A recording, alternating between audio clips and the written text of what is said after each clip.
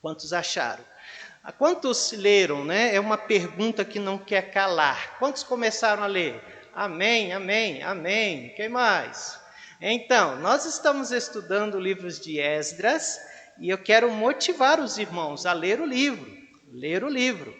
Comece desde já fazendo a sua leitura para ter uma noção maior do contexto deste livro. Vamos ler o verso 1 e 2. Fiquemos em pé. Fique em pé comigo.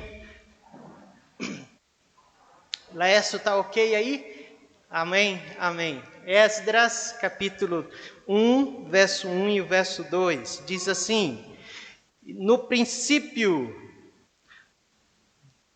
no primeiro ano de Ciro, rei da Pérsia, para que se cumprisse a palavra do Senhor pela boca de Jeremias, despertou o Senhor o espírito de Ciro, rei da Pérsia, o qual fez passar pregão por todo o seu reino, como também por escrito, dizendo: assim diz Ciro, rei da Pérsia, o Senhor Deus dos céus me deu todos os reinos da terra, e me encarregou de lhe edificar uma casa em Jerusalém, que está em Judá. Vamos orar? Pai, obrigado pela honra que o Senhor nos concede, primeiramente de ter a Tua palavra, de poder tê-la em nossas mãos, nos nossos lares, junto à nossa família, e poder ler, aprender, meditar, ser fortalecido e edificado por ela. Obrigado pela escola bíblica dominical. É um tempo onde nós nos debruçamos sobre a Tua palavra, para aprender, para ser exortados.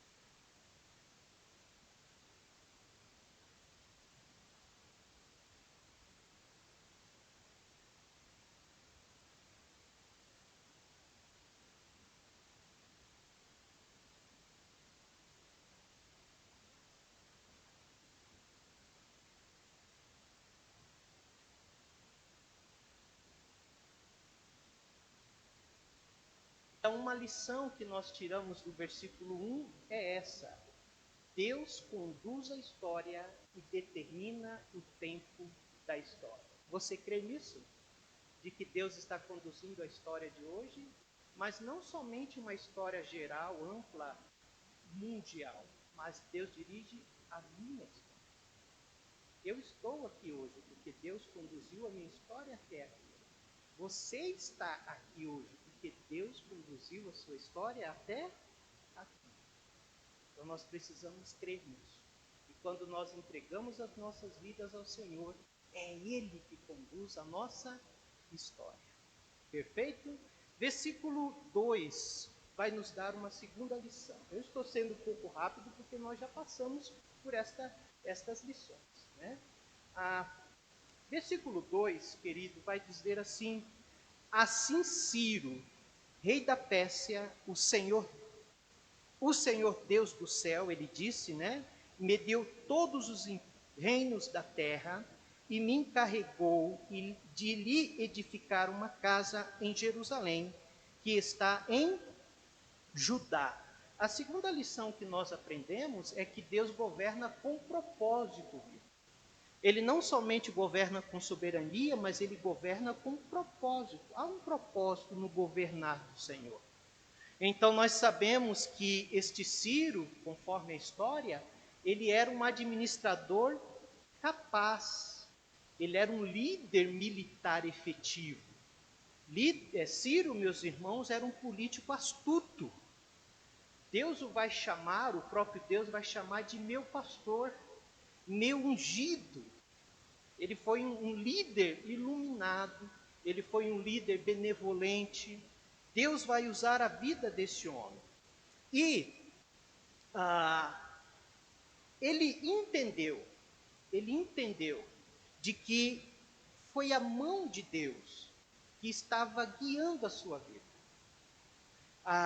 O versículo 2 nos diz isso: assim diz Ciro, rei da Pérsia, o Senhor Deus do céu me deu, olha só o que ele diz, todos os reinos da terra e me encarregou. Então, há nesta ordem de Ciro aqui, porque aqui é uma ordem que ele está escrevendo. Esta ordem vai aparecer também no capítulo 6. Esta ordem de Ciro, aqui no capítulo 1, ela foi escrita em hebraico.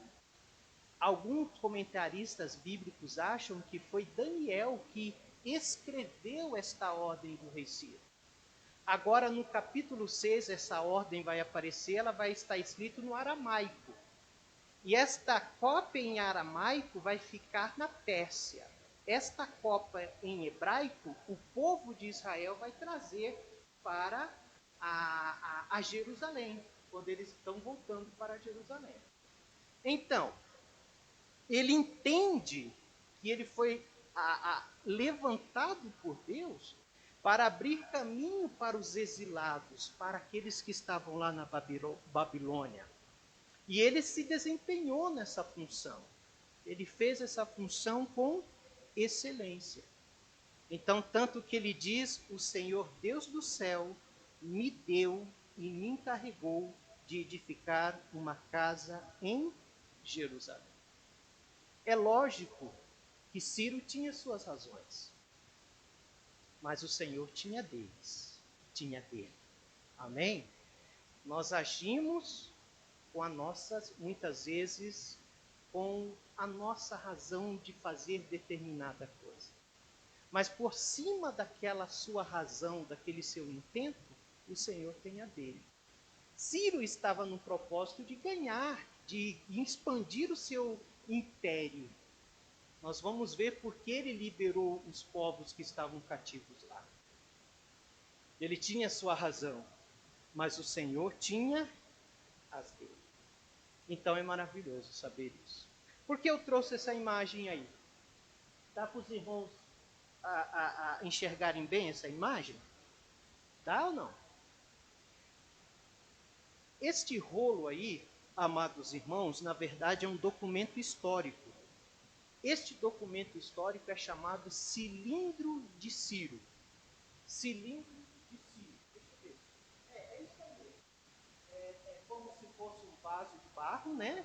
É um vaso de argila que os escavadores, no ano de 1879, no segundo século, nós estamos falando, irmão José Coutinho, de 142 anos atrás. Alguns escavadores estavam escavando na região da antiga Babilônia, e acharam esse cilindro. E esses historiadores dataram esse cilindro no ano de 536 a.C., exatamente no tempo que Ciro está fazendo o que nós estamos estudando, liberando aqueles que estavam cativos na Pérsia. E onde está esse cilindro?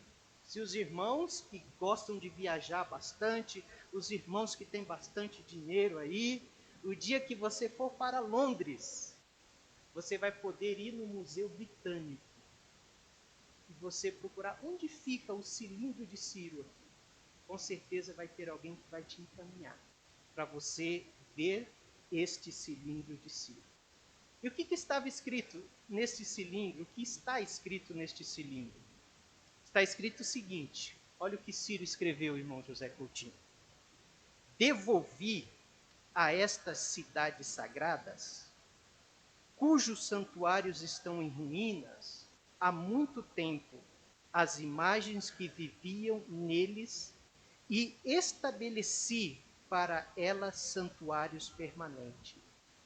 Reuni todos os seus habitantes e lhe devolvi suas habitações. Que todos os deuses que restabeleci nas suas cidades santas peçam diariamente a Bel e a Nebo que eu tenha uma vida longa. Que digam o seguinte a Marduk. Sabe quem é Marduk? Marduk é um deus babilônico. Meu senhor Ciro, e o rei que te adora, e Cambises, filho dele. Então nós vemos aí, irmãos, aquilo que nós estamos estudando. O que foi, irmã Lourdes? Exatamente. A irmã Lourdes está falando algo interessante aqui. Mesmo que Ciro foi governado, dirigido pelo Senhor, Ciro não deixou de ser um rei idólatra. Ciro, quando ele libera o povo que está cativo ali na Pérsia, a ideia dele é que esses povos, ao reconstruírem os seus templos, eles intercedessem por ele, orassem por ele.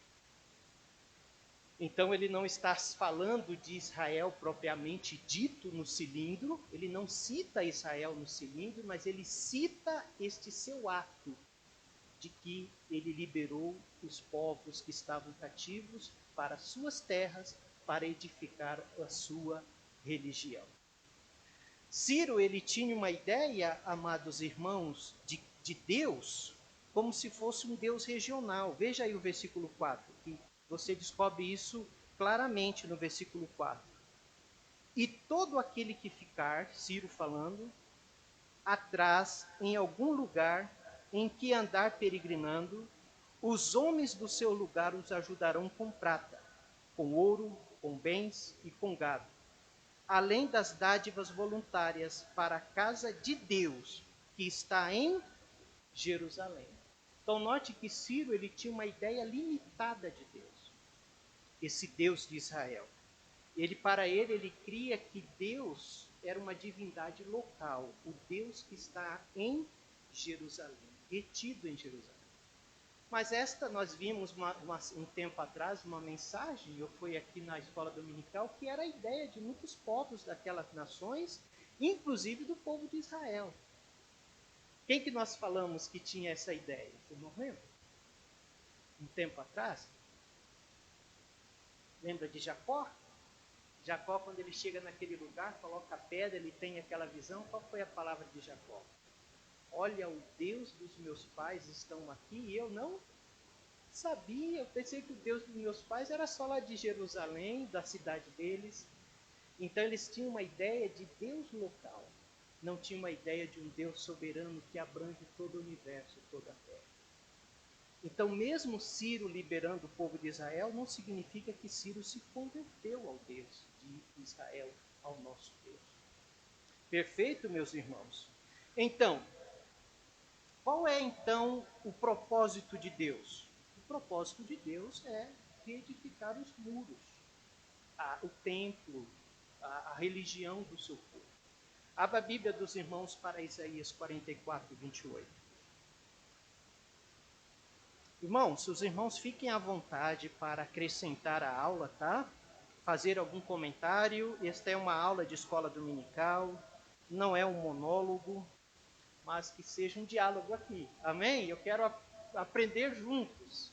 Então, qualquer irmão levanta a mão e fala, pastor, e aí nós vamos caminhando, né? Isaías 44, 28. Quantos acharam? Amém? Nós não temos um leitor hoje? 1, 2. Vamos ter agora. Lucas. Vamos ler. Quem já achou? Isaías 44, 28. Leia, Lucas, para nós, fazendo um favor. Que digo de Ciro, é meu pastor e cumprirá tudo o que me apraz, dizendo também a Jerusalém, tu serás edificada, e ao templo, tu serás fundado. Amém. Então está aí a profecia de Isaías e o propósito de Deus para Ciro. Você vai mandar o meu povo e Jerusalém será edificada e o templo tu serás fundado. Então o que nós aprendemos aqui nesse ponto? Deus governa com propósito. Nós aprendemos aqui de que o governo de Deus é sobre as pequenas e grandes potências. Amém? Deus faz das potências, Deus faz dos reis seus servos. Para quê? Para os seus divinos propósitos, para os seus santos propósitos. Amém? Assim que Deus age, meus amados irmãos. Então, quem é o grande herói aqui do livro de Esdras?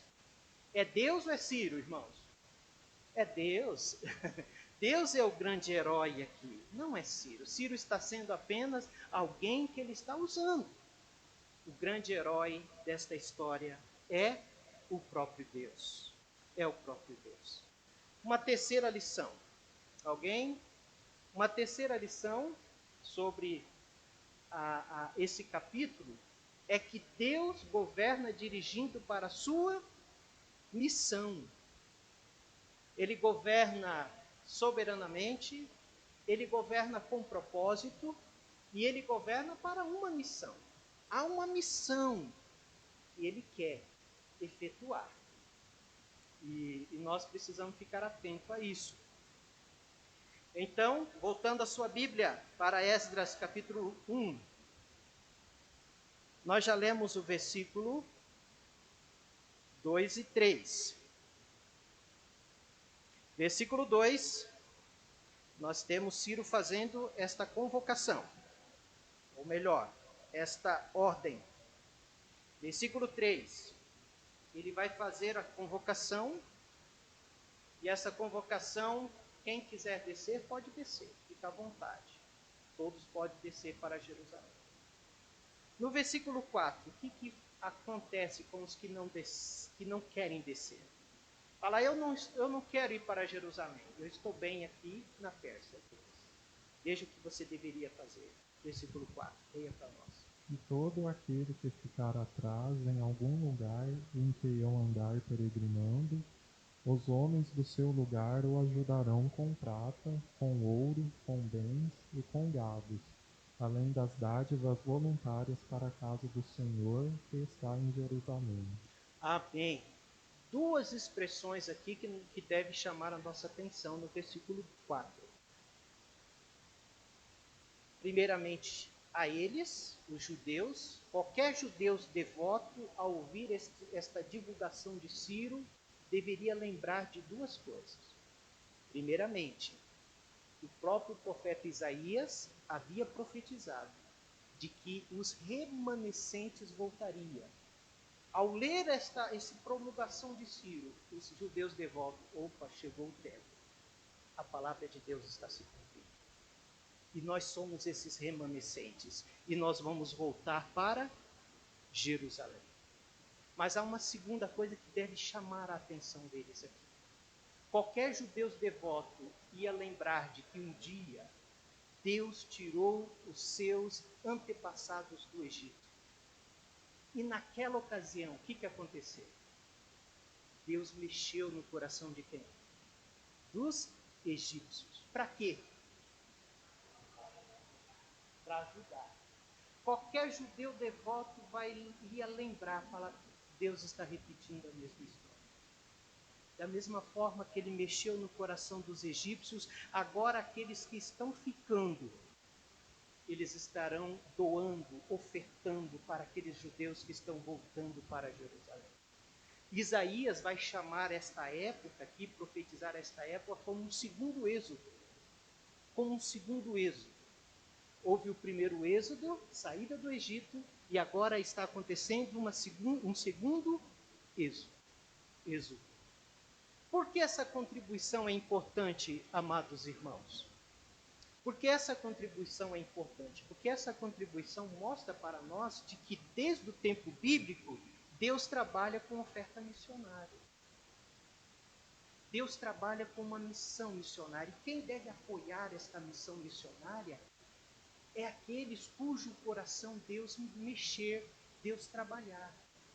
Nós somos uma igreja missionária porque Deus um dia mexeu no nosso coração para se importar, amar a obra que Ele está realizando nos corações. Aqui não é diferente.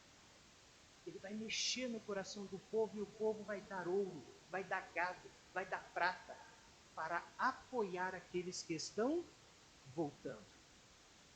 Mas, além do povo estar dando, o próprio Ciro vai dar. O Ciro aqui, ele vai ser um exemplo de liberalidade. Veja o capítulo 6, verso 4 de Esdras.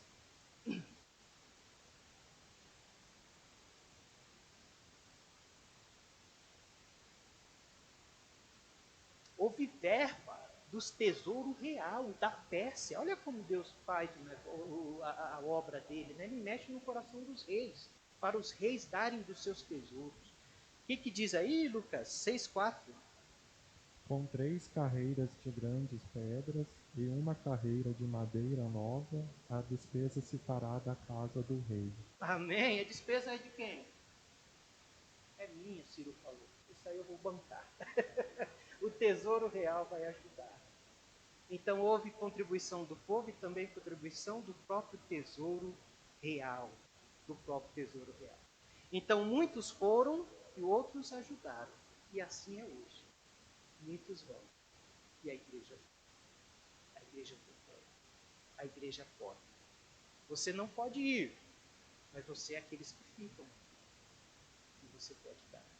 Quantos, pastor, eu devo dar para a obra missionária? O valor que Deus moveu o seu coração.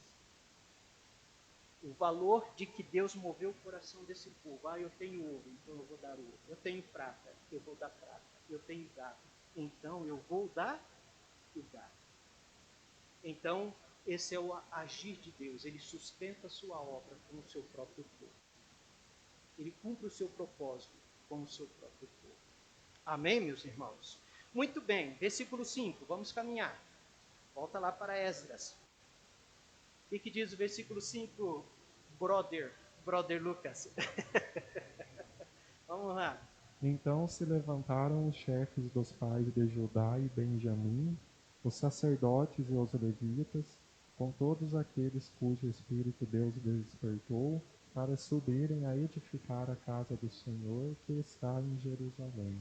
Note no versículo 5 de que ele cita de que quem liderou aqui as famílias de volta a Jerusalém foi a tribo de Judá e de quem?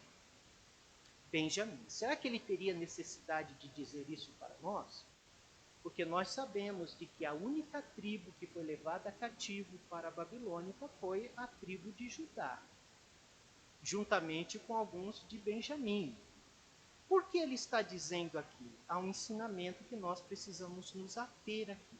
Primeiramente, Deus está começando a dar um norte. Deus está fazendo uma peneira na volta do povo para Jerusalém. Por que, Lucas?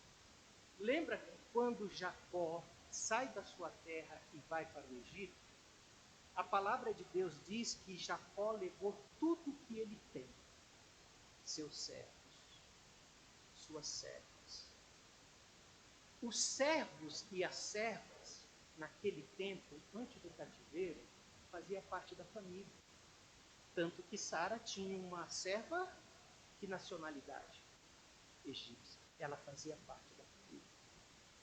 Mas, agora, Deus está dando uma outra configuração para Israel. Deus está fazendo uma seleção. Ele está desenhando novamente a pureza da nação de Israel. Por que ele está fazendo isso?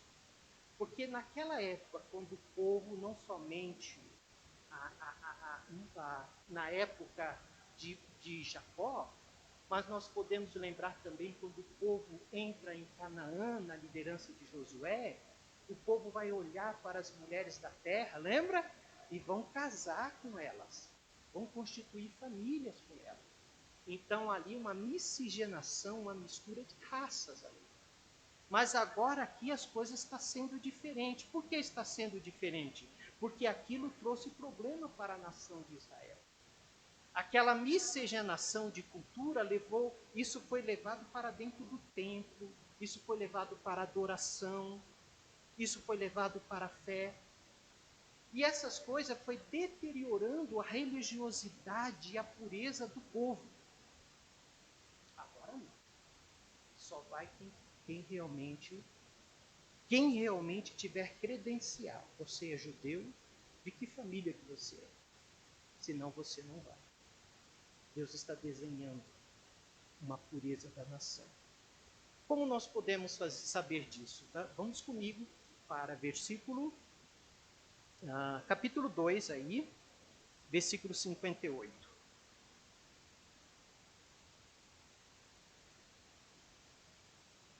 58 e 59. Estamos juntos, irmãos? Amém? 2, 58 e 59. Pode ler, Lucas. Todos os netineus e os filhos dos servos de Salomão, 392. Também estes subiram de Tel Melá e Tel Arsá, Querube, Adã e Imer, porém não puderam provar que as suas famílias e a sua linhagem eram de Israel.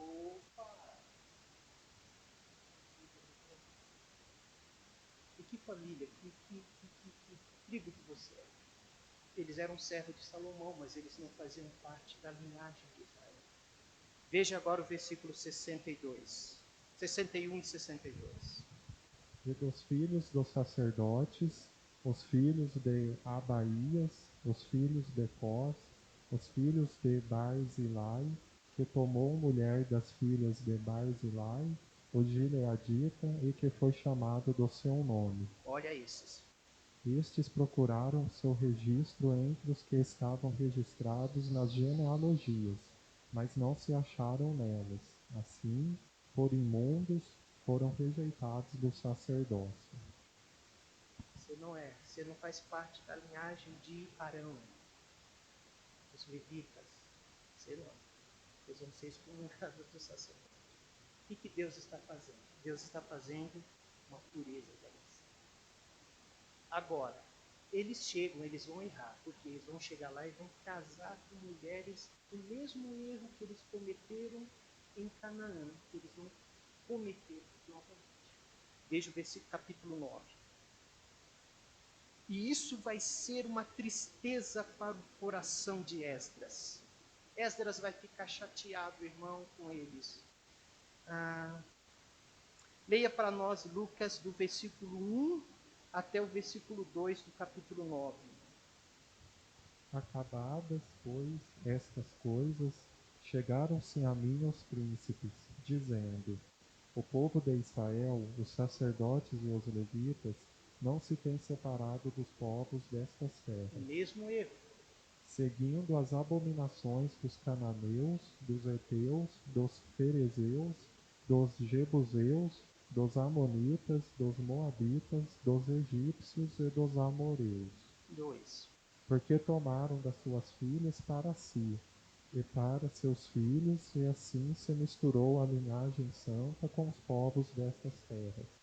E até os príncipes e magistrados foram os primeiros nesta transgressão. Olha, os líderes. Qual foi a reação de Esdras ao saber disso, Lucas? Verso 3.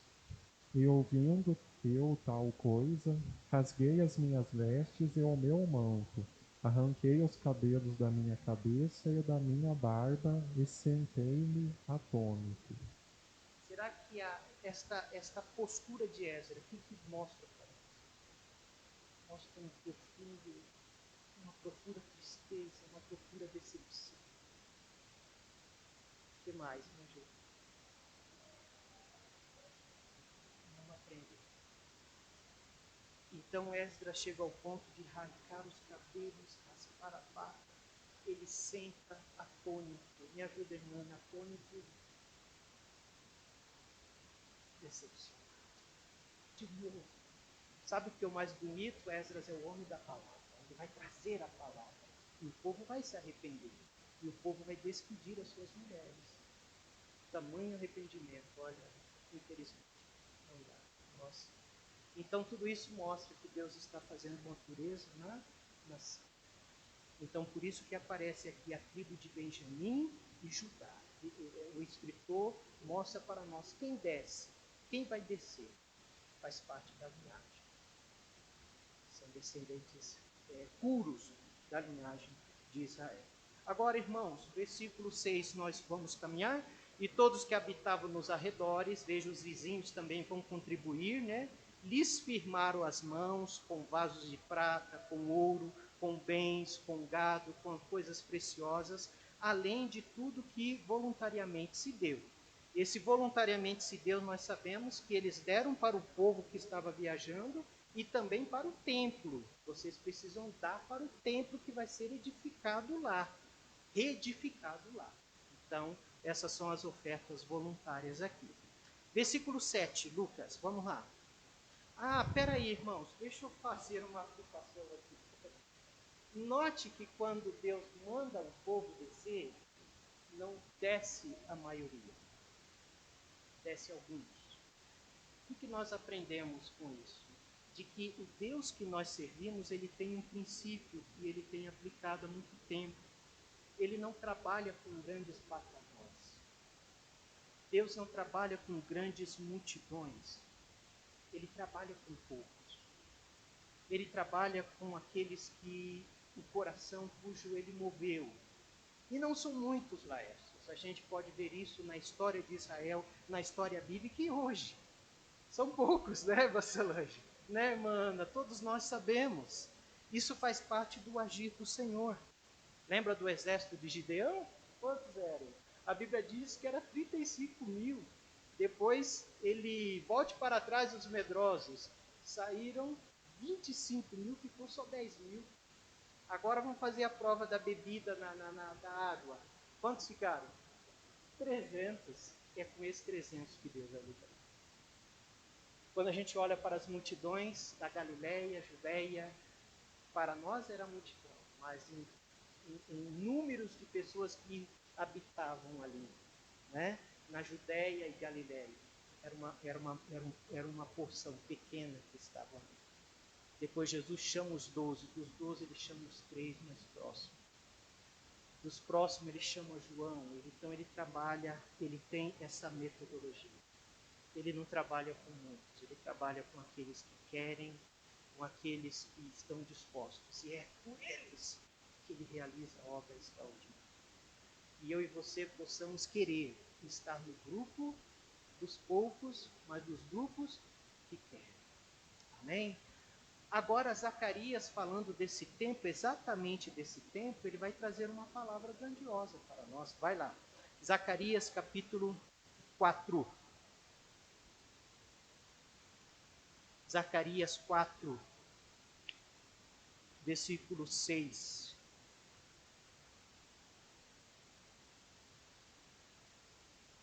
Ele está falando exatamente desse tempo. Zacarias 4, 6. Lucas, vamos lá. E respondeu-me, dizendo: Esta é a palavra do Senhor a Zorobabel, dizendo: Não por força nem por violência, mas sim pelo meu espírito, diz o Senhor dos Exércitos. Agora o versículo 10. Olha que maravilha. Porque quem despreza o dia das coisas pequenas, Opa! pois esses 7 se alegrarão, vendo o prumo na mão de Zorobabel. Esses são os 7 olhos do Senhor que percorrem por toda a terra. Amém. Quem despreza o dia das coisas pequenas? Quem despreza o dia dos pequenos começos? Vieram poucos, e é este poucos que irá fazer a obra do Senhor. Quem despreza o dia dos pequeno movimento? Nós passamos um mês de oração. É um pequeno movimento. Você despreza este mês de oração? Quem despreza um dia de jejum, de levantar de madrugada, são apenas um dia, apenas uma atitude sua, um pequeno começo. Quem despreza o dia das pequenas atitudes, uma pequena atitude sua, leva a grande transformação. Quem despreza o pequeno grupo, então Deus está chamando a nossa atenção para não desprezarmos os pequenos começos, as pequenas obras, as pequenas coisas que Ele coloca aí no seu coração para fazer, que eu creio que Ele coloca e você já desprezou. E eu já desprezei muito. Eu creio que Deus fica muito triste comigo e muitas vezes Ele coloca algo no meu coração e muitas vezes, devido à situação, devido à circunstância, a gente deixa para lá. A gente esquece, não anota, não faz. Mas era por meio daquele pequeno começo que Deus iria fazer, quer fazer uma grande obra. Não é verdade? Já aconteceu com você? Deus colocou algo no seu coração, você diz, não, isso é muito pequeno, acho que não vai dar certo. Quem despreza o dia das coisas pequenas. É uma lição para nós. Não despreze. Deus colocou no seu coração, vai, faça. Comece. É Ele que está à frente. É Ele que está trabalhando. É Ele que está agindo. Vamos concluir o capítulo então? Vamos voltar lá? Agora sim, Lucas, versículo 7. De Esdras 1. Veja o que Ciro vai fazer.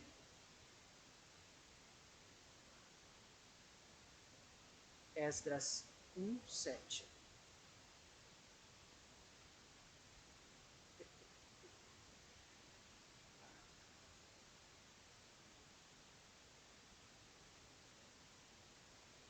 Amém. 1,7, querido.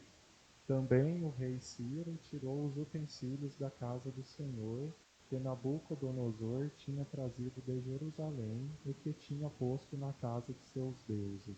Então Ciro também determina algo aqui, a devolução. Nós vamos devolver os utensílios. Vamos devolver. Por que isso era importante? Porque, amados irmãos, cada um desses utensílios era carregado de simbolismo para Israel. Cada um desses utensílios era carregado de história, é a identidade de Israel que está aqui. Lembra que nós falamos de que o povo de Israel, antes do exílio, eles organizavam a sua vida a partir do templo. Devolver o utensílio para o templo e restaurar o templo significa reorganizar a vida. Então isso era muito importante para o povo. E o que isso mostra também? Ao devolver esses utensílios, nós estamos falando de 70 anos de história. Nós vemos aqui que essas peças é testemunha do cuidado do Senhor. Deus cuidou, Deus preservou essas peças lá, para que agora elas pudessem voltar para o lugar aonde elas são, para o templo de Jerusalém. Vamos concluir? 8 e 10, Lucas, vamos lá, termina para nós. De 8 a 10. Estes tirou Ciro, rei da Pérsia, pela mão de Mitredate, o tesoureiro, que os entregou contados a Sesbazar, príncipe de Judá. Vamos parar aí. Quem gosta de organização aqui? Levanta a mão. Amai todos nós. Então veja aqui a devolução organizada desse Deus soberano.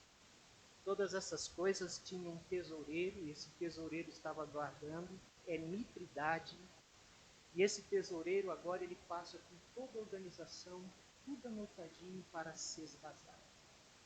Vejamos aqui a organização, isso, e ainda contados. A gente sabe exatamente quanto tem e quanto ele vai passar para Sesbazar. Vai lá, Lucas, 9. E este é o número deles: 30 bacias de ouro, 1000 bacias de prata, 29 facas, 30 taças de ouro, mais outras 410 taças de prata e 1000 outros utensílios. É muita coisa, né? Vai lá, pode ir. Todos os utensílios de ouro e de prata foram 5.400. Todos estes levou Sesbazar, quando os do cativeiro subiram de Babilônia para Jerusalém. Amém. Então essa